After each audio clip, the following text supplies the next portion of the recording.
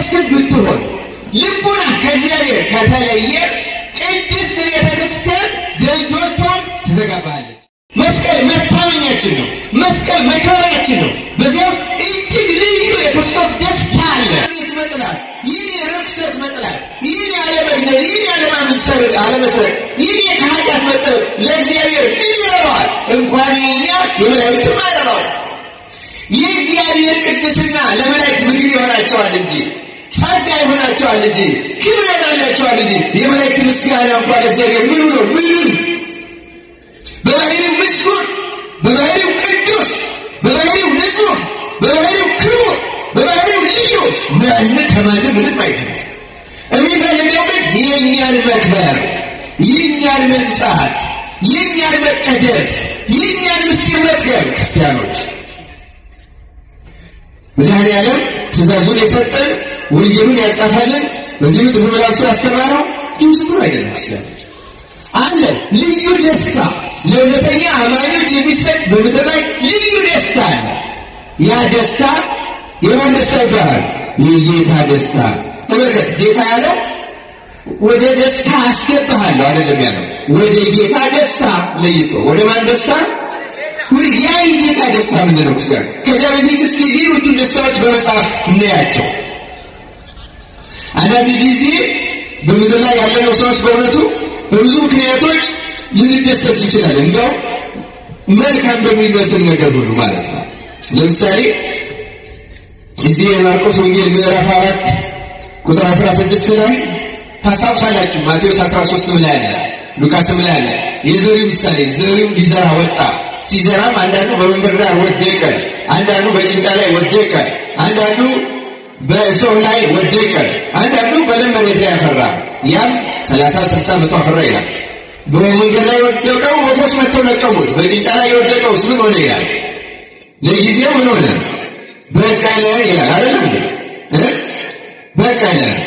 ግን ፀሐይ ወጣ ጊዜ ጠወለገ፣ ስርም ስላልነበረው ደረቀ ይላል። እና ስለዚህ ሲናገር የሚናገረው ቃል አለ። በእውነቱ ተመልከቱ። እንዲሁም ይላል ጌታ ሲተረጉምላቸው ለሐዋርያቱ በጭንጫ ላይ የተዘሩት እነዚህ ናቸው። ቃሉን ሰምተው ወዲያው በደስታ ይቀበሉታል። በምን ይቀበሉታል? አንዳንድ ጊዜ እንደዚህ ቁጭ ብለን ስንማር፣ ስናስቀድስ፣ ስንዘምርም በደስታ ይኸው በቃል እግዚአብሔር እንኳን መደሰት ማለት ነው። በቃል እግዚአብሔር ደስ ተሰኝቶ መስማት እንኳን እግዚአብሔር የሚወደው ደስታ አይደለም። ለምን ካል ለጊዜው ወዲያው በደስታ ይቀበሉታል አለ። ለጊዜው ነው እንጂ በእነርሱ ስር የላቸውም። ኋላ በቃሉ ምክንያት መከራ ወይም ስደት በሆነ ጊዜ ወዲያው ይሰነካከላሉ። ከመሰነካከል እግዚአብሔር በቸርነቱ ይጠብቃል። ስሜታውያን ነው። ይሄ ደስታ የስሜት ደስታ ይባላል። በስሜት እንደሰታለን፣ በስሜት ቤተክርስቲያን እንላለን፣ በስሜት ልብሱ እንላለን። ግን ወዲያው አንድ ካህን እንኳን አንድ መነኩሴ እንዲያደረገ ሲባል ውይ የዚህ ዘመን ካህን ያሳይ ወዲያው ነው የምንሰናከል። ጌታ ወንጌል የሚያስገርም ነገር ተናግሯል። ደቀ መዛሙርቱ ከእሱ ጋር እየዋሉ እያደሩ ስልጣንን ሰጣቸው። ምን እንዲያደርጉ? አጋንንትን እንዲያወጡ ሄዱ። ህዝቡን አስተማሩ። አጋንንትንም አውጥተው መጡና ደስ እያላቸው ጌታ ሆይ አጋንን በስምህ ተገዙልን አሉት። ይህን ሲሉት ጌታ እንዲህ አላቸው፣ ነገር ግን መናፍስት ስለተገዙላችሁ በዚህ ደስ አይበላችሁ፣ ስማችሁ በሰማያት ስለተጻፈ ግን ደስ ይበላችሁ አላቸው። ስለ ቃሉ እግዚአብሔር ስም የተመሰገነ ይሁን። ይህን ሉቃስ 10 አጋንንት እንኳን እስከ ማውጣት ታምራት እስከ ማድረግ ብንደርስና በዚያ ብንደሰት ያን ደስታ እግዚአብሔር አይቀበለው። አለመቀበል ብቻ ነው፣ ጠቃሚም አይደለም። ይሁዳም አጋንንትን ካወጡት መካከል ነበረ፣ ግን አልጸናም። እነዚህ በሙሉ ጊዜያዊ ደስታ።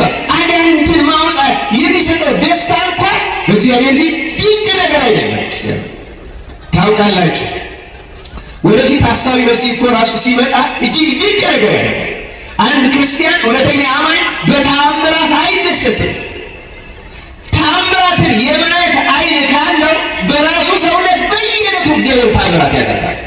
በየዕለቱ ክርስቲያኖች ሲልጋራችሁ ከስጋውና ከደሙ መለወጥ በላይ ታምራት አለ? ስጋውና ደሙ ህብስትና ወይን አቅርበን በየዕለቱ ይለወጣል። በየዕለቱ ታምራት አለ ቤተክርስቲያን ውስጥ በእያንዳንዱ ዓለት ቆጥረን ሊጨርሰው አንችልም ክርስቲያኖች። ስለዚህ በታምራት ልንደሰት አይገባል። የሚያስደስተው እሱ እንዳለው ስማችሁ በየት ስለተጻፈ ተደሰቱ አለ በሰማያት። ክርስቲያኖች ለሁላችን እግዚአብሔር በቸርነቱ ማስተዋልን ያደለን። አንዳንድ ጊዜ ደግሞ አንዳንድ ሰዎች በሀብታቸው፣ በህንፃቸው፣ በንብረታቸው፣ በመኪናቸው ሊሆን ይችላል በኑሯቸው ተመስገን ያለኝ ብሎ ሊደሰቱ ይችላል።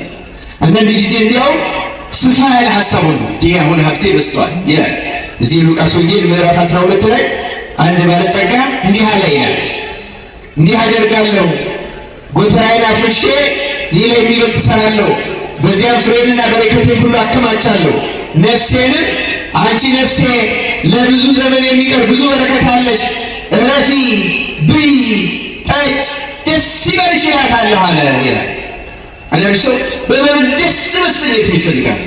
እያማረጠ እየበላ የሚጾም እኮ ሆኖ ከጾም ጥንቅቅ አድርጎ ከፍስክ የተሻለ ምግብ በመብላት የሚደሰት የሚረካ ሰው አለ። ክርስቲያኖች አስተውሉ። ሰውነታችን በመብል በመጠጥ ለጊዜው ልትደሰት ትችላለች። ይህ ደስታ በእግዚአብሔር ፊት እንዲውደል እግዚአብሔር የበለጠ ያሳዝነዋል። እንዲህ ይላል ቃሉ ካነበብኩላችሁ በኋላ ቁጥር 20 ላይ እግዚአብሔር ግን አለ በመብል በመጠጥ የሚደሰተው አንተ ሰነፍ በዚህች ሌሊት ነፍስህን ከአንተ ሊወስዷት ይፈልጓታል፣ ይህስ የተሰበሰብከው ለማን ይሆናል አለው ይላል። ስለ ቃሉ እግዚአብሔር ስሙ የተመሰገነ ነው። ስለሰበሰብነው መደሰት የለብንም። ስላጠራቀም ነው ክርስቲያኖች። ስለ መብል፣ ስለ መጠጥ፣ በልብስ በጌጥ መደሰት የለብንም ክርስቲያኖች። በተለይ በዚህ ዘመን ዓለም ጭንቅ ላይ ባለበት፣ ክርስቲያኖች በዓለም ላይ ጭንቅ ላይ ባሉበት፣ በሀገራችን በኢትዮጵያ በየቤቱ ክርስቲያኖች በሚገደሉበት፣ በየቤቱ መለመን አፍሮ ረሃብ በእውነቱ ልክ እንደ መጋዝ አንጀቱን የሚያርደው ስንት ሰው በሞላበት በዚህ ዘመን እናት ለልጆቿ የምትሰጠው አጣ ነፍሷ በምትጨነቅበት ረሃብ ሲጥላት አሞኝ እያለች ልጆቿን በምታጽናናበት በዚህ ዘመን ሰው እንዴት በመብል በመጠጥ ይደሰታል? አንተ ሰነፍ ይሏል በመብል በመጠጥ የሚደሰተው። ይህ ደስታ ጊዜያዊ ነው። ከእግዚአብሔር ዘንድ ሰነፍ የሚያስፍር ፍርድ የሚያሰጥ ጊዜያዊ ደስታ ነው ይላል በመጽሐፋችን። ኖኅም ተቀማጥሎ ነበረ፣ ተደስቶ ነበረ። ከደስታው ብዛት የተነሳ በሰፈሩ ያለ አንድ ምስኪን ሲያይ ለዓይኑ የቆሻሻ ሁሉን ነገር እያስደስተው ያ ምስኪን ስላየ ብቻ ያዝናል። ዛሬ አሁን ድሆችን ማየት የሚያስጠላቸው አለ። አንዳንዶች በመኪናም ስንሄድ መኪና ላይ መጥተው ተለምነው መኪና ላይ ተንጠልጥለው የሚለምኑ ሁሉ የሚያማርሩ ሰዎች ልንኖር እንችላለን። እንደዚህ አይነት ልቡና ያለው ሰው ካለ እግዚአብሔር ማስተዋሉ ላይ ያድለን። አንድ ክርስቲያኖች በእውነቱ አንሰቀቅ። በዚህ እንደ ሄሮድስም በዘፈን የሚደሰት ይኖራል። ሄሮድስ በደስታ ምክንያት ነው ዮሐንስ መጥምቅን አንገት ያስቆረጠው። ሰክሮ በደስታ በቃ ማልኩልሽ ከመንግስቴ ሲሶ እንኳ ቢሆን ሰጥሻለሁ፣ ሄሮድያዳ የፈለግሽውን ጠይቂ አለ። በዘፈን ደስታ ሰክሮ ሴቶች ከወለዷቸው እርሱን የሚያክል የለም የተባለለት መጥምቁ ዮሐንስ አንገቱን አስቆርጦ የዘላለም ፍርድ ተቀበለ። እግዚአብሔር ከእንደዚህ አይነት ደስታ ይሰውረን። ክርስቲያኖች ይህ ሁሉ ደስታ አይደለም። የመብሉ የመጠጡ የጌጡ ደስታ አይደለም። ዘፈኑ ጊዜያዊ ደስታ ነው፣ መከራን የሚያመጣ ነው። ክርስቲያኖች ጌታ ያለን ወደ ጌታ ደስታ ግባ። የጌታ ደስታ ምንድን ናት? ባጭሩ የተወሰኑ ነጥቦችን ከመጽሐፍ ቅዱስ ላሳያችሁ። ክርስቲያኖች መጀመሪያ ሁላችንም ልናውቀው እና ልንገባበት የሚያስፈልገው ማንኛውም ክርስቲያን ሊገባበት የሚችል ለሁሉም የተሰጠ አንድ ልዩ የጌታ ደስታ አለ። ያም ቅዳሴ ይባላል። ቅዳሴ በማቴዎስ ወንጌል ምዕራፍ 22 ላይ እንደተጻፈው ንጉሡ እግዚአብሔር ሁላችንም ወደ ልጄ ሰርክ፣ ወደ ልጁ ወደ ክርስቶስ ሰርክ የጠራበት ደስታ ነው። ማንም ክርስቲያን ወደዚህ ደስታ ተጠርቷል። ግን ወደዚህ ደስታ የሚገባው ሰው በጣም በጣም አነስተኛ ነው። የልጁን የመድኃኒዓለም ክርስቶስ ሥጋና ደም የምንጋበዝበት ራሱ ሙሽራ ነው፣ ራሱ ድግስ ነው፣ ራሱ ደግሞ ደስታ ነው። ክርስቲያኖች ይህ ደስታ ሁላችንም ልንገባበት። እንዲያውም አቡሊዲስ የተባለ ቤተክርስቲያን ሊቅ ደግሞ ራሷ ቤተክርስቲያንን የነገስታት ግቢ የተባለች የሥላሴ ግቢ ቅድስት ቤተክርስቲያን ናት እና እዚህች ውስጥ በአካል መገኘት ብቻ ግን ወደ ደስታው ያስገባል።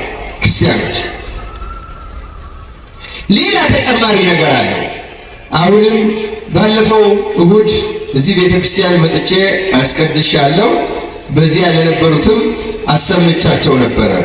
ከቅዳሴው መግቢያ ላይ ካሉ ቃላት በእውነቱ ይህን የተመለከተውን ማንበብ እፈልጋለሁ። እየሰማችሁ ነው ክርስቲያኖች? ቅዳሴ ከመገባቱ በፊት ቀዳሹ ካህን ጸሎተ ንስሐ ከመድገሙ በፊት ምዕመናን እንዲሰሙት አድርጎ ማንበብ ያለበት ቅድም ያነሳሁት የታላቁ አባት ቅዱስ ባስልዮስ የሰራው ስርዓት አለ። መጽሐፈ ቅዳሴያችን ላይ አለ። እንዲህ ይላል፣ ላንብብላችሁ ምን እንደሚል። አንድ አምላክ በሆነ በአብ በወልድ በመንፈስ ቅዱስ ስም ለቄስና ለዲያቆን ለሕዝቡም ሁሉ የሚገባ በየጊዜም ሁሉ ሊሰሩት የሚገባ የቅዳሴ ስርዓት ነው። እንደ አባቶቻችን ስርዓት ቄስም ቢሆን ዲያቆንም ቢሆን በቅዳሴ ጊዜ መጀመሪያ ይህን ቃል በግድ ያንብብ፣ ከቅዱስ ምስጢር የሚቀበሉትን ሁሉ በማስተዋል ይህን ይስሙ፣ እንዲህም ይበል ይላል። አድምጡ። አሁን ትእዛዙ ምንድን ነው? ወንድሜ ሆይ፣ ለቅዳሴ የመጣነው ሰዎች ነው። ወንድሜ ሆይ ኃጢአትህን እያሰብክ በዚህ ልቡና ኑር፣ ይቅርታንም ታገኝ ዘንድ ስርየትን ለምን።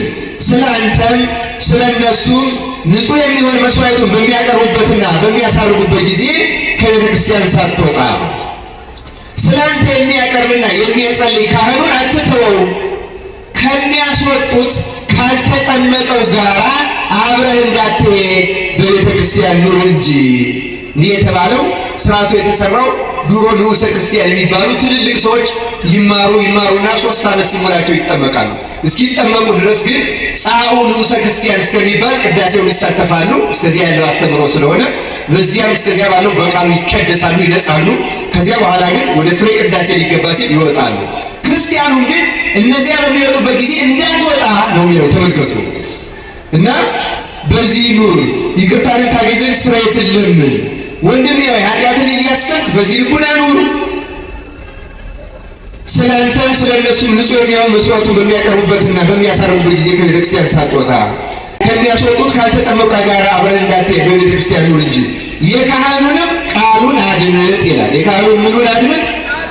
እያንዳንዷን በቅዳሴ ጊዜ የምትነበበው ወንጌሎቹ ምንባባቱ ሁሉ አሁን በአሁኑ ጊዜ ምንባባቱ በእውነት ለመናገር በአግባብ አይነበቡም። በተለይ በችኮላ ምክንያት ሊሆን ይችላል። ወደ መርገፉ እንሮጣለን። ግን እነዚህ የታዘዙት ቃላት አንደኛ የቅዱሳን መጻሕፍት ምስጢር የሚሰጠው በአብዛኛው በቅዳሴ ጊዜ ነው። ይዋሃዳል። በቅዳሴ ጊዜ የእግዚአብሔርን ቃል አትኩሮ መስማት። ዜና አበው ላይ ለአንባቢዎችና ስለ ቤተ ክርስቲያን እንዲህ የሚል ቃል ይጨምሩበታል። አሁን አንደኛ የመጽሐፉ ቃል ጉልህ ይሁን ይላል። የመጽሐፉ ቃል ምን ይሁን? ጉልህ፣ ፊደሉ የተለቀመ ይሁን። የሚያነበው ካህን ደግሞ ሳይንተባተር አጥርቶ አጥርቶ ያንብብ። እዚህ ደግሞ ምን ይላል? ምዕመኑ ደግሞ ነቅተህ የካህኑ ቃል ምን አድርግ? አድምጥ ይላል። አድምጠን እንድንጠቀም አምላካችን እግዚአብሔር ይርዳል። አድምጥ። ልጨርስላችሁ ምንባቡን። አድምጥ። ስለ አንተ ስለ ኃጥአንም ሁሉ የሚለምነው ስርየት ስማው፣ አምላካቸው ይቅር ይላቸው ዘንድ። ስንሰማው ናሜን ስንል ይቅርታ ይደረግላል። አንተ ሰው የኃጢአትን ስርየት ልታገኝ ከወደድ ከቤተ ክርስቲያን ለምን ትወጣለህ? ሌላ አንገቱን ዝቅ አድርጎ ስላንተ ምሕረትን ይለምናል። አንተስ ለምን ሥራ ፈት ትሆናለህ? በዚህ ጊዜ በልቡና ከአንዱ አገር ወደ አንዱ አገር ትመላለሳለህ። መርዓዊ ሰማይ በመሆን በክርስቶስ ማኅተም የታተምክ ስትሆን፣ ነገር ግን ቤተ ክርስቲያን ወደ ውጭ ታወጣሃለች። ለዘላለሙ ወደ እርሷ እንዳትገባ ደጆቿን ትዘጋባሃለች፣ ባዕድ በመካከሏ አይገኝምና ይላል። ስለ ቃሉ እግዚአብሔር ስም የተመሰገነ ይሁን። እንደሰማችሁት ጌታ ወደ ጌዳስ ደስታ የምታስገባን ራሷ ቅድስት ቤተክርስቲያን ናት። በቅዳሴው ጊዜ ለምን ስራ ፈት ሆነ ትቆማለህ ይልና ልቡናህን ከአንዱ ሀገር ወደ አንዱ ሀገር ለምን ልብህን ታባክነዋለህ? አንዴ ቤት ትገባለህ፣ አንዴ ስራ ቦታ ልትገባ ትችላለህ፣ አንዴ ላይ ልብህ እንዲህ ከሆነ ነው የሚለው። ልብህን የምታባክን ከሆነ ቤተ ክርስቲያን ቆመ እንኳን እየቀደስክን ብትሆን ልቡና ከእግዚአብሔር ከተለየ ቅድስት ቤተ ክርስቲያን ደጆቿን ትዘጋባለች። ሁሌ የሚሰለች ይሆናል፣ ይደክመሃል፣ ትቅበደመዳለህ። ምክንያቱስ ቤተ ክርስቲያን ወደ ውጭ አውጥታለች። አድምጡ፣ አስተውሉ። እግዚአብሔር ማስተዋላችን ላይ ይጠቀም በእውነቱ እና አስተውሉ።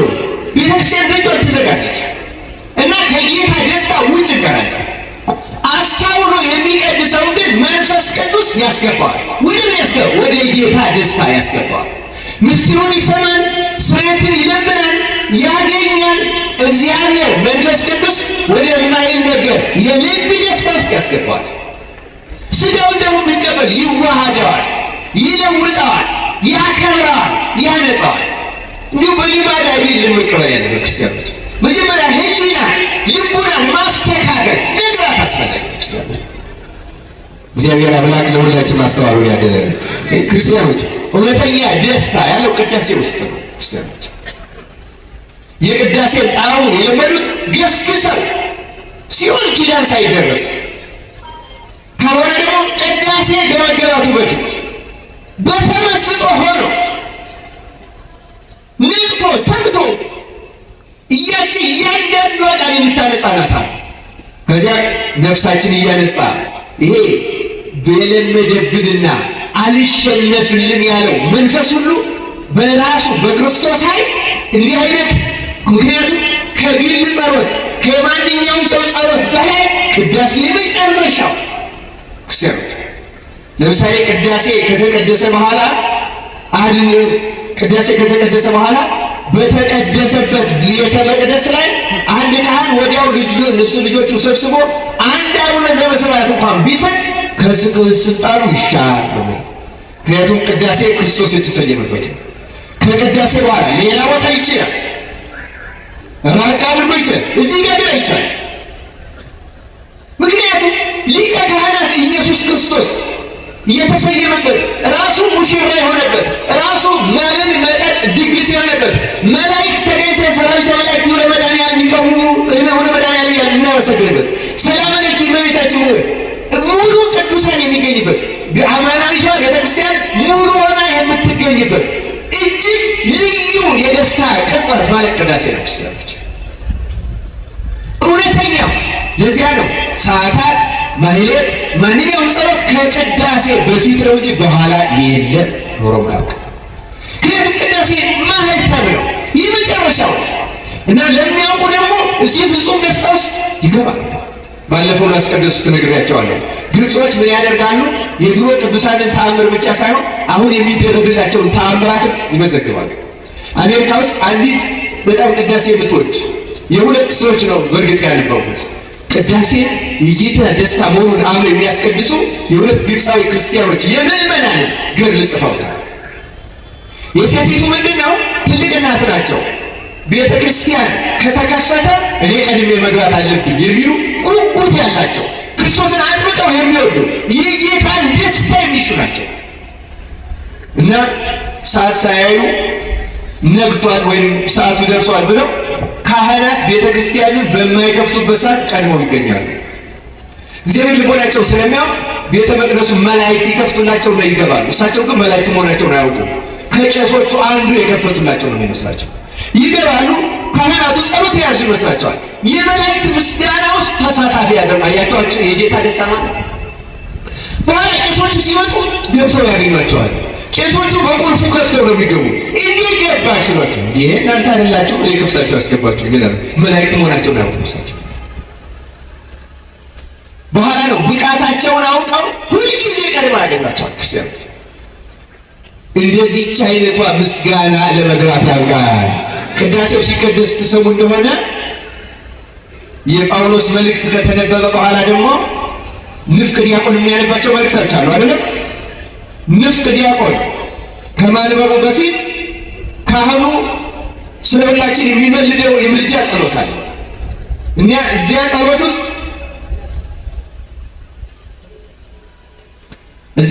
ውስጥ እንዲህ የሚል ቃል አለ። ወደ ልዩ የምስጋና አዳራሽ እንድንገባ አደለን። ወደ ምን እንድንገባ አደለን? ወደ ልዩ የምስጋና ያቺ የምስጋና አዳራሽ ሥላሴ ወይም መንፈስ ቅዱስ ብቻ የሚከፍቷት ለበቃ ለታደለ ሰው እዚሁ ቤተ መቅደስ ቆሞ የሚገባበት ነው ክርስቲያኖች። ወደዚያች እንድንገባ ያደለን ያቺ ናት የጌታ ደስታ ክርስቲያኖች። ሁለተኛው ደግሞ ግብፃዊ እንዲሁ ቅዳሴን በጣም የሚወድ ስጋውን ደግሞ ሊቀበል ንቃት ትጋት ያለ እና በጣም ትጋቱን አየና ሰይጣን ሊፈትነው ፈለገ። እግዚአብሔርን ፈቀደለት። አመጣና የአከርካሪ የጀርባ የአከርካሪ አጥንት ካንሰር ሰጠውና ሽባ ሆኖ በዊልቸር የሚሄድ ሆነ። በኋላ ያለቅሳል። ከሁሉ የሚያስለቅሰው ቆሞ ማስቀደስ ሳልችል ቀረው ብሎ እንዴት በዊልቸር ተቀምጬ አስቀድሳለሁ እያለ ያለቅሳል። ከዚያ በኋላ በዊልቸርን መውሰድ ቤተሰቦቹ ሰለችው። ሲሰለችው አንድ ቀን ግን ቁርባኑ ናፈቀኝ፣ ቅዳሴው ናፈቀኝ፣ እባካችሁ ውሰዱኝ አለና ገስግሰው አመጡት። ልክ የቤተ መቅደሱን የመጀመሪያው በር ሲደርስ እንባውን እያዘራ ጌታ ሆይ በቤተ መቅደስ ሽባ ሆኜ ቆሜ ማስቀደስ አቃተኝ እያለ ስቅ እያለ ሲገባ ቅዳሴ ሊቀድስ የተዘጋጀው ካህን የልቅሶውን ድምፅ ሰምቶ ዘወር ብሎ ሲያይ የሚያውቀው ሄደና ምን ገጠመ? ምን ሆነ ነው? ይኸው እንደ በኃጢአቴ ምክንያት ክርስቲያኖች እንደዚያ ነው የሚለው። በኃጢአቴ ምክንያት እንዲህ ያለ ደዌ የገጠመኝ ቆሜ እኔ ካንሰር ነው መሞት ያሳዝነኝ፣ እስከ መሞት ቆሜ ማስቀደስ አለመቻሌ ግን ያሳዝነኛል። እኛ እኮ ቆመን ማስቀደስ የሚያቅተን ማታ የበላነው ምግብ ከብዶን ነው አይደል? እሑድ ሊያስቀድስም እስከ ምሽቱ 5-6 ሰዓት የሚበላ የሚጠጣ ሰው አለ። ቅዳሜ 11 ሰዓት ብንበላው ብናቆምስ ከዚህ ጠዋታ ይበላል እንደርስ በየት ይደርሳል? ልክ እንዲህ ያለ እና ከዚያ በኋላ እንዲህ ሆነ። ካህኑ አዘነና እንዳንተ ያለ ሰው እዚህ መምጣትም አይጠበቅበትም፣ ቀኖናው ያዛል። ለበሽተኞች ቤታቸው ድረስ ሄደን እናቀርባለን። ቤት ሂድ ቅዳሴው ሰዓት እኔ መጥቻ አቆርብሃለሁ። የካህን ትእዛዝ ሳይወላ ሆኖ ስለሚያከብሩ ወጥቶ አሳፍረው ወስደው ቤቱ ደርሶ ከውልቸሩ አውርደው አልጋው ላይ ገደም ሲያደርጉት እንቅልፍ ሸለብ አረገው። እመቤታችን መጣች። ቅድም እያለቀስክ በሩን ስትስም ልጅን ስመሃል አለችው እመቤታችን። በሩን አይደለም የሳምከው ልጅን ነው። እኔ የሕይወት በር ነኝ ያለው ልጅን ነው የሳምከው። ልጅ እንባህን አይቶ ቅዳሴ መውደድህን አይቶ ይቅር ብሎሃል፣ ከደዌው ፈውሶሃል አለችው። ነቅቶ ብድን ብሎ ከመልእክቱ ድምፅ የተነሳ ነቅቶ ብድን ሲል ድኖ አለ። ከዚያ በኋላ ስበሩ ክርስቲያኖች ወዲያው ቅዳሴው ሳያልቅ ለመድረስ ተነስቶ ቤተ ክርስቲያን እየገሰገሰ ሲሄድ ቅዳሴው አልቆ ቄሱ እሱን ሊያቆም ስጋውና ደሙን ለሱ በሚሆን ይዞ ከበር ላይ ሲወጣ ይህ እያለቀሰ የገባባት በር ላይ ተገናኙ ይላል ታሪካችን። አስገብቶ አቆረበው፣ ድኖ ቀረ። ቅዳሴ እንደዚህ ያድናል ክርስቲያኖች። ቅዳሴ ሌላ ጠንቋይ የመሰለ ምትሃተኛ ሰው አትፈልጉ። ክርስቶስ እያለ ክርስቲያኖች ያጣን እኮ እምነት ነው። ያጣን እኮ ቃሉን መስማትና መታዘዝ ነው ክርስቲያኖች። ቅዳሴ ያድናል ክርስቲያን። ቅዳሴ ይፈውሳል። ቅዳሴ አማናዊው ደስታ ነው። ቅዳሴ ልዩ ነው ክርስቲያኖች። ውደዱት። ቅዳሴ ገስግሱ። ማታ በጊዜ ተኙ። በቴሌቪዥን አእምሯችሁን አነውልላችሁ አትተኙ። ቴሌቪዥኑን ዝጉትና ትንሽ መጽሐፍ ቅዱስ አንብቡ። ነፍሳችሁን አረጋጓት። አትሌቶች እንኳን ሮጠው ልክ ሲጨርሱ ቁጭ ይላሉ እንዴ? ምን ያደርጋሉ? ሰውነታቸውን ያበርዳሉ? አያበርዱም? ትንሽ እኮ አየር ይወስዳል። እሺ ቀን ስትባክሩ ከኋላችሁ አየር ውሰዱ እስኪ ትንሽ መጽሐፍ ቅዱስ። ከዚያ ከተረጋጋችሁ በኋላ ጸሎት፣ ከጸሎት በኋላ መኝታ፣ ምግብ ሳታበዙ ጠዋት እሸት መስላችሁ ትነሳላችሁ። ካልሆነ ምግብ አድክሟችሁ ጨጓራችሁን አስጨንቃችሁት በእውነቱ የዛለ የፈዘዘ ሰውነት ይዛችሁ እያዛጋችሁ መቼ ያልቃል እያላችሁ እየተማረራችሁ የቅዳሴ ደስታ ሳይገባችሁ በዚህ ልቡናችሁ ደግሞ እንደገና ሀሳብ ስትወጡ ስትወርዱ ቤተክርስቲያን ልጆቿ አጥርቀው የምታደርገው መድኃኒዓለም ልጆና ይዝጋብ ይዝጋ ይዘጋል። ስርዓቱን ጥሰን እየገባን ነው። አሁን መንፈስ ቅዱስ ግን ይዘጋል። ክርስቲያኖች አማናዊ የጌታ ደስታ የተባለው ለአንድ ክርስቲያን ነው። ክርስቲያን ወደዚህም ደስታ እንድንገባ አምላካችን እግዚአብሔር በቸርነቱ ያደለን። ሰዓቱ ገፋ ብሏል። ተወሰኑ ነጥቦችን ግን ትንሽ ማከል አለብን። ሁለተኛ የጌታ ደስታ የተባለው ቅዱሳት መጻሕፍትን እግዚአብሔር ሲገልጻቸው ምስጢራቸው ሲገባን የምናገኘው የነፍስ ደስታ ወደ ጌታ ደስታ ገባ ማለት ያ ስሜት አይደለም፣ ሞራል አይደለም፣ ከመንፈስ ቅዱስ የሚገኝ ደስታ። እንዲያውም አንዳንድ ጊዜ ታስታውሳላችሁ የሉቃስ ወንጌል ምዕራፍ 24 ላይ እንደተጻፈው ሉቃስና ቀለዮጳ ከኢየሩሳሌም ወደ ኤማሁስ ሲሄዱ ጌታ በመንገድ ላይ ተገኘና መጽሐፍትን ቃል ይተረጉምላቸው ነበር ይላል። ከዚያ ሲመሻ አብረን ግባ አሉት። አብሯቸው ገባ። ማዕዳቸው ባረከ። የተባረከውን ሲበሉ አወቁት ይላል። ዓይናቸው በራ። ከዚያ በኋላ እንዲህ አሉ ይላል፣ ለካስ የመጽሐፍትን ቃል ሲከፍትልን ልቡናችን ይቃጠል የነበረ ጌታ ስለነበረ ነው አሉ። በመጽሐፍት ቃል ልቡናችን የሚያቃጥል ደስታ እንሰማለን እንጂ መጽሐፍት ምስጢራቸው ሲገለጥ ጅምሩ ይገልጻል። ክርስቲያኖች እውነተኛ ደስታ የሚባለው መጽሐፍት። እንዲያውም አንድ የሁለተኛው ክፍለ ዘመን የቤተክርስቲያን አባት አንድ ሎጂክ ስትሪ የሚሉት በእንግሊዝኛ የጥንት የቤተክርስቲያን አባቶች ታሪክ የያዘ መጽሐፍ አለ። እዚያ መጽሐፍ ላይ አንድ አባት ጌታን እንዲህ ብሎ ጠየቀው ይላል፣ ጌታ ሆይ በመንግሥተ ሰማያት የሚጠብቀን ደስታ በምድር ላይ መጽሐፍ ቅዱስን ስናነብ ስንሰማ ከምናገኘው ደስታ ይበልጣልን ብሎ ጌታን ጠየቀው ይላል። ምን አይነት ደስታ አግኝቶ ነው መጽሐፍ ቅዱስ ያለ? ክርስቲያኖች አያችሁ፣ እግዚአብሔር ለወደደው ሰው ምን እንደሚያደርግ እግዚአብሔር ለወደደው ሰው ሲማረ ሲተነቦ እግዚአብሔር ቃል ሲሰማ እንዴት ሆኖ የመጽሐፍ ቅዱስን ነቅቶ ተግቶ እያወራ አይደለም መጽሐፍ ቅዱስ የሚነበበው። ክርስቲያኖች አንድ ደቂቃ ይበቃቸዋል፣ ቢበዛ 5 ደቂቃ። አንዳንድ ግን በዝምታ አንብቡት። ማንን እየሰማችሁ? እግዚአብሔር ነው። ክርስቲያኖች እዚያችን ቅጽበት እግዚአብሔር ይናገር፣ እኛ እንስማው። እግዚአብሔር በመፈለግ ብቻ ለሚሰሙት እግዚአብሔር በቅዱሳን መጻሕፍት በኩል ልዩ የጌታን ደስታ ወደ ጌታ ደስታ ገባ። እግዚአብሔር ልዩ ደስታ ያስገባል። ክርስቲያኖች እኛ መጽሐፍቱን ስንሰማ ግራ የምንቀባው ለምን ይመስላችኋል? አይምሯችን ሕሊናችን በኃጢአት ስለጠቆረ ቆሻሻ ግግር ያለበት መስታወት ላይ ቆማችሁ ፊታችሁ ማየት ትችላላችሁ? እንችላለን እንዴ? አንችልም። ለምን? ቆሻሻው ነው። የኛ ሕሊና እንደዛ ነው። ልክ እንደ መስታወት ብዙ አድርጎ ነበር እግዚአብሔር የፈጠረው። በመዓት ቆሻሻ በመዓት ነገር አቆሸሽ ነው። ስለዚህ የእግዚአብሔር ቃል ሲነገር ምንም ቆሻሻ ላይ ያረፈ ነገር ከመቆሸሽ ውጭ ሌላ ትርፍ የለም። እኛ በቆሻሻ አይምሯችን ስለምንሰማው አንዳንዴ አቃቂር እናወጣለን። አንዳንዴ እኛን የነካን ሲመስለን ሁሉ ምን ለማለት እንገፋዋለን። ተነሳይ ልብ ያለው ብቻ ነው። ይሄ ስለኔ ነው፣ እግዚአብሔር እየገሰጸኝ ነው፣ ሊያድነኝ ነው፣ ሊቀር ሊለኝ ነው መሰል እኔን የተመለከተ ኃጢአቴን እንዲያውቀው የሚያደርግ ተናገረኝ የሚል ትሁት ልብ ያለው ብቻ ነው። አምላካችን እግዚአብሔር ለሁላችን ማስተዋሉን ያደረገ። የተወደዳችሁ እግዚአብሔር ቤተሰቦች አንደኛውና ፍጹም ደስታ በእግዚአብሔር ቃል የሚገኝ ደስታ ነው ማለት ነው። የሐዋርያት ሥራ ምዕራፍ 13 ላይ እንዲህ የሚል ቃል ተጽፏል። ጳውሎስና በርናባስም ገልጠው የእግዚአብሔር ቃል አስቀድሞ ስለ እናንተ ይነገር ዘንድ ያስፈልጋል፣ ከገፋችሁትና የዘላለም ሕይወት እንዳይገባችሁ በራሳችሁ ከፈረዳችሁ ግን እነሆ ወደ አሕዛብ ዘወር እንላለን። እንዲሁ ጌታ እስከ ምድር ዳርቻ ድረስ ለማዳን ትሆን ዘንድ ለአሕዛብ ብርሃን አድርጌሃለሁ ብሎ አዞናልና አሉ። አሕዛብም ሰምተው ደስ አላቸው፣ የእግዚአብሔርን ቃል አከበሩ። ለዘላለም ሕይወትም የተዘጋጁ ሁሉ አመኑ። ይህ ጌታ ቃል በአገሩ ሁሉ ተስፋፋ ይላል። በእኛም ሀገር የጌታን ቃል ያስፋፋል። መቼ? ምዕመናን ልክ እንደነዚህ ሰዎች አምነው ደስ ብሏቸው ሲቀበሉት።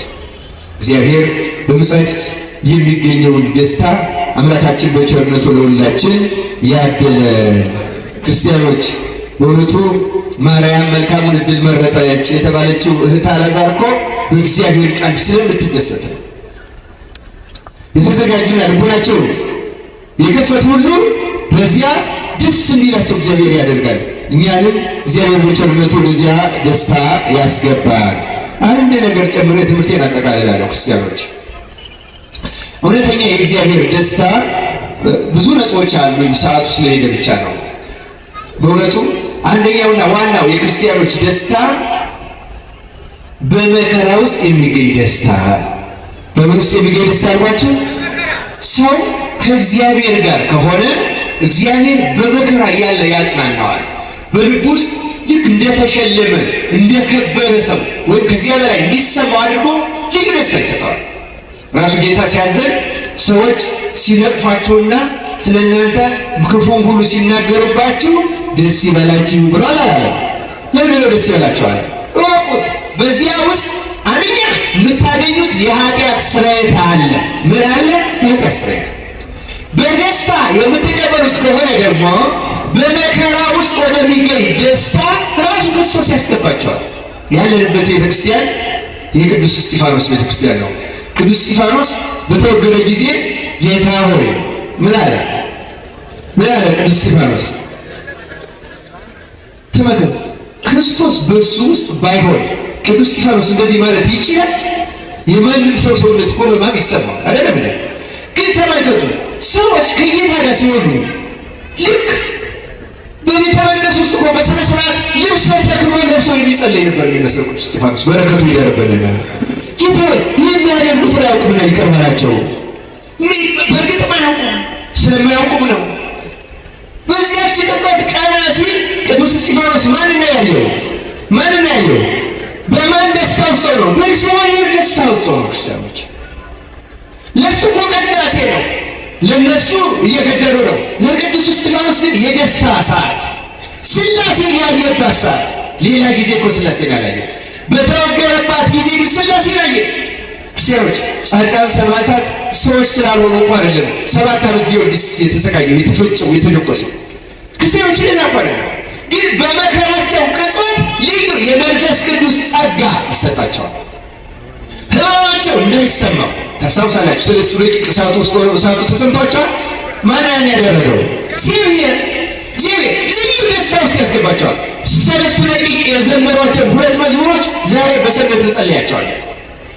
መዝሙረ ሰለስቱ ደቂቅ አይደለም እንዴ? አንዱ 6 ኃይለ ቃል ነው፣ አንደኛው 33 ኃይለ ቃል ነው። 33ቱ በጌታ ዕድሜ፣ 6ቱ በ6ቱ ቃላተ ወንጌል ምሳሌ። ለምን? የሰጋውን ልዩ መቅደስ ውስጥ አስገባቸው። ልዩ ደስታ፣ ልዩ ምስጢር ገለጸላቸው።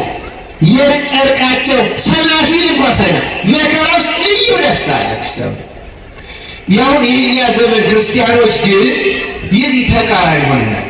ክርስትናን እንዲያውም የመከራ ማስወገጃ እግዚአብሔር እንዳያመጣብን፣ እንዳያገናኘን፣ እንዳይገጥመን ነው የምንፈልገው። የድሮዎቹ ወደው ፈቅደው ያን መከራ መቀበል ነው። አሁን ደግሞ እንዳይመጣ እና እንዲህ አይነቱ ክርስትና መስቀል አልባ ክርስትና ይባላል። ምን አልባ ክርስትና አልኳቸው? አሁን እኔ የፕሮቴስታንቶች ለምሳሌ መስቀል አልባ መስቀል አልባ ማለት ጌታ ያስደስታል፣ ያዘንጣል፣ ሀብት ንብረት ይሰጣል፣ እንደዚህ ያደርጋል።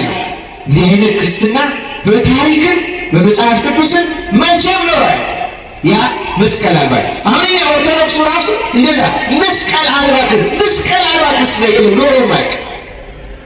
ክርስቲያኖች ክርስትና መስቀል ነው፣ አርማው መስቀል ነው። ክርስቲያኖች አሁን እኛ ኢትዮጵያውያን በጣም ሀገራችን ከመውደዳችን የተነሳ መውደድ እንኳን ላይሆን ይችላል፣ ባንዲራ በጣም በረጅሙ መስቀል ለምደናል። አሁን ታውቃላችሁ አይደል? ነው አይደል? አገር መውደድ በዚህ የሚገለጽ አይደለም፣ በመስዋዕትነት ነው የሚገለጸው። ማንኛውም ፍቅር መጨረሻው ምንድን ነው? መስዋዕትነት። እና ለኔ እንትን ሊሆን ይችላል። የቤተክርስቲያን ዋና ዓላማዋ ግን ምንድን ነው? ባንዲራ አይደለም። ምንድን ነው ዓላማዋ? መስቀል። አንዳንድ ቦታ ስለማያውቁ ነው መሰል ከጉልላቸው ወጥተው የሚሰቅሉ አሉ። እግዚአብሔር ይቅር ይበላቸው። ጉልላቸው የማን ምሳሌ ነው? የክርስቶስ ምሳሌ ነው። የክርስቶስ ምሳሌ ነው።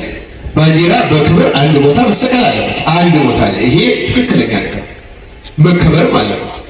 ለሀገር እኛ ሀገራችን ባንዲራ ብቻ አይደለም፣ በሄድንበት ሀገር ለሄድንበት ሀገር ባንዲራ ክብር መስጠት አለበት።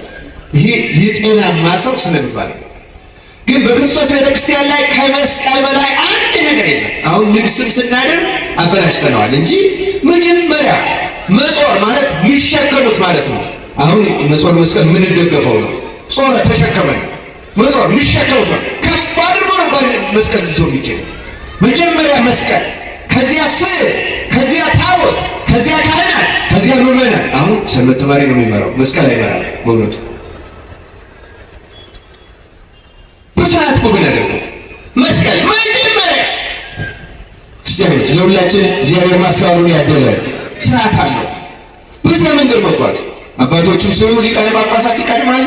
ከዚያ እንደየደረጃው ዘል ዑደት ማለት በነገራችን ላይ ዑደት ማለት ልክ ኢያሪኮን ዙረው እንዳፈረሷት በጸሎት እና በጸጥታ ነበረ። አሁን በወሬ በማጉረምረም በምሳቅ በስላቅ ልማድ ስለሆነ ነው እንጂ አሁን አለም አይባልም። እውነት ለመናገር ልማዱ አልቀረም፣ ግን ክብር የለም። እውነት እግዚአብሔር መፍትሄውን ያቀርበልን። ዋናው ነገር መስቀል ብለው ጉዳይ። ስለዚህ ስናማትም መስቀል ኃይልነ፣ መስቀል ምን እንላለን? መስቀል ኃይላችን የምንለው እኮ መከራው ነው። የክርስቲያኖች የኃይል ምንጭ መከራ። መስቀል መጽናኛችን ነው። መስቀል መታመኛችን ነው። መስቀል መከራችን ነው። በዚያ ውስጥ እጅግ ልዩ የክርስቶስ ደስታ አለ። ወደ ሰማይም መግቢያ መሰላል። ያን መስቀል በዓላውያን ነገሥታት ባይሰጠን በበሽታ የሚሰጠው አለ፣ በችግር በረሃብ የሚሰጠው አለ፣ በሌሎች በክፉ ሰዎች ስም ማጥፋትና በስድብ በመናጭ በመሳሰሉ መስቀል ይከበራል።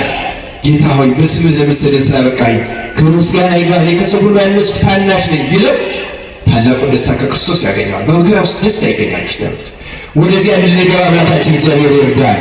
አንዷን ብቻ ተናግሬ ትምህርቴን እጨርሳለሁ። በእውነቱ ሌሎች ጻድቃን በተጋድሎ የሚገቡበት ደስታ አለ፣ ከዚሁ ጋር የተገናኘ ነው። ክርስቲያኖች ግን አንዷን ማንሳት እፈልጋለሁ፣ የእግዚአብሔር መንግሥት ደስታ። ጸሎትም ስንጸልይ አባታችን ሆይ በሰማያት የምኖር ስምህ ይቀደስ እንልና ምን ትምጣ እንላለን? መንግሥት። የእግዚአብሔር መንግሥት በምድር ትመጣለች። የእግዚአብሔር መንግሥት የምትባለው አንድ ክርስቲያን ሕግን በመጠበቅ የክርስቶስ መንግሥት መንግሥተ ሰማያት ነው በመካከላችን ናት ያለው ለሚፈልጋት ሰው በምድር ላይ ነው የምትሰጠው። መንግሥተ ሰማያት የምትጀምረው ከምድር ነው። ያቺ ምንድን ናት? በምንም ነገር ያለመረበሽ፣ በማንኛውም የህይወት ሁኔታ ውስጥ ሰላማዊ የመሆን ከመኝታው ከእንቅልፉ ጀምሮ እጅግ ልዩ ሰላምና ደስታ ለአንድ ክርስቲያን በምድር ላይ ትሰጠዋለች። ክርስቲያን ከሆነ ሕጉን ካከበረ ሁለተኛ ንስሐ ከገባ መንግሥተ ሰማያት በምድር ላይ ለእያንዳንዱ ሰው ትሰጠዋለች። ጻድቃን መንግሥተ ሰማያት የሚቀምሷት በምድር ላይ ነው። ያቺ የጌታ ደስታ ናት። እውነተኛው ሰው ወደዚህ ደስታ ነው። ምንድን ናት ያቺ ደስታ? ክርስቲያኖች ለምሳሌ አሁን በመኝታችን ጊዜ እንቃዣለን የለንም ብዙዎቻችን አይደለም እንዴ? እንዳንዱ ሰው እንዲያውም ሌላ ካልከለከለው ራሱ ወደ እግሩ አቅጣጫ ዙሮ ሁሉ ሊገኝ ይችላል። ያስጮህ ምናምን ሊሄድ ይችላል። ቀሌን አይደለም እነግራችሁ። አሁን ክርስትና በተግባር ብንኖረው ይህ ሁሉ እንደሚጠፋ ታውቃላችሁ። መቤታችን ራሱ ክርስቶስ ሰላም ነው። ከምግብ የሚመጣ መቃዠት አለ። አብዛኛው ግን ከኃጢአትና ከክርስቶስ መለየት። እኛ ቤተ መቅደስም ቆመን ረፍት የለንም ታውቃላችሁ። አሁን ዛሬ ስለሱ አላስተማርኩም እንጂ የገብር ሐካይ ኃጢአቱ ስንፍና ነው። ስንፍና ሁለት መልክ አለው። አንደኛው ዳተኛ፣ ደመ በራድ፣ ኋላ እህተኛ፣ ልረፍ ነገ አደርገዋለሁ የሚያስብ እና ለጸሎትም በጣም ሰነፍ የሚያደርግ ነው። ሁለተኛው ደግሞ ረፍት የለሽ የሚያደርገው መንቀሽቀሽ። ቢሮ ቁጭ ብሎ ሰላም ያጣል። ቤት ብሄድ ይሻለኛል ይላል። ቤትም ሰላም ያጣል።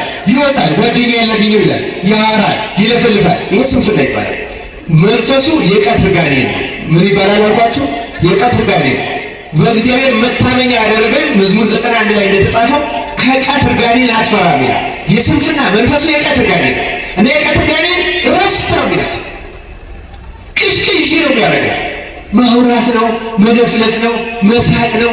በቃ በትንሽ ነገር ደግሞ ንዴታችን። እንደዚህ አይነት ሰው የቀትር ጋኔን ነው ብሎ የሚያደርገው። እግዚአብሔር ከዚህ ነፃ ያውጣል።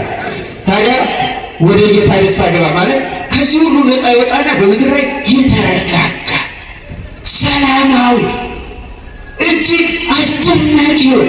እኔ ክርስቲያኖች ለሁላችንም ይሄን እመኘዋለሁ። እግዚአብሔር ወደዚህች ደስታ ያስገባል። እውነተኛ ንስሐ እንግባ። የእግዚአብሔርን ቃል ለእግዚአብሔር በመፈለግ እንስማው። ማንም በመፈለግ አልኳቸው፣ እግዚአብሔርን በመፈለግ ክርስቲያኖች፣ እግዚአብሔር የሚሰጠንን በመፈለግ አይደለም። እግዚአብሔር ጤና እንዲሰጠን ልንለምነው እንችላለን፣ ችግር አይደለም። ሀብት እንዲሰጠን ልንለምነው ችግር አይደለም። እውቀት እንዲሰጠን ልንለምነው እንችላለን፣ ችግር አይደለም። ግን እግዚአብሔርን የምንፈልገው እንዲሰጠን የምንፈልገው እንዲሰጠን ከሆነ እግዚአብሔርን የምንፈልገው እንደ አንድ ጠንቋይ ነው ማለት። ጠንቋይን የምንፈልገው አንድ ነገር እንድናገኝ ብቻ፣ ከዚያ በኋላ ከጠንቋዩ ጋር ዝም ብለን ማለት ነው። እግዚአብሔርን እንደ ጠንቋይ አንፈልገው። እግዚአብሔርን የምንፈልገው ለሚሰጠን ነገር ሳይሆን ራሱን።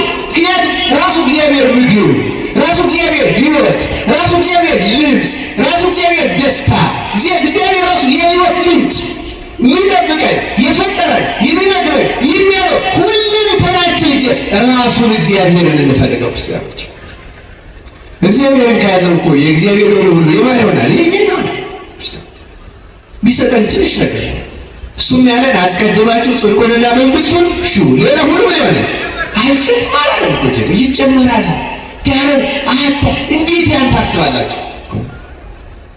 ነው ስለምንና ስለ ነፍስ ለምን ትጨነቃላችሁ? እንዴት ትጨነቅ? ምን ብትጠረጥሩ ነው እኮ ነው። አሁን እግዚአብሔር በዚህ ይጠረጠራል፣ ይታመናል። እግዚአብሔርን አምነነው በዚህ ምድር እውነተኛውን ሰላም ለማግኘትና በእሱ ደስታ ለመኖር ያብቃን። ይቆየን። ወስብሐት ለእግዚአብሔር።